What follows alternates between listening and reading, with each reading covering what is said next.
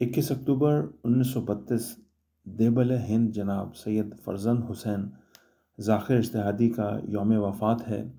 اور اس حوالے سے ان کے مرثیے سے مولائے کائنات کی بت شکنی کے بارے میں ایک بند ہے کہ صنم کو کعبے میں حیدر نے با محل پھینکا،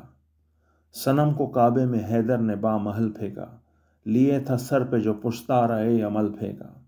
لیے تھا سر پہ جو پشتہ رہے عمل پھینکا، بڑا جو سب سے بتوں میں تھا وہ حبل پھینکا، بڑا جو سب سے بتوں میں تھا وہ حبل پھینکا، صدا یہ دے کہ غضب میں جبیں کے پھل پھینکا، صدا یہ دے کہ غضب میں جبیں کے بل پھینکا، نبی سے عذر تم اپنی جفا کے کرتے چلو، نبی سے عذر تم اپنی جفا کے کرتے چلو، نکل رہے ہو تو سجدے خدا کے کر کے چلو، نکل رہے ہو تو سجدے خدا کے کر کے چلو۔ التماس سورہ فاتحہ برائے سید فرزند حسین ذاکر اجتہادی۔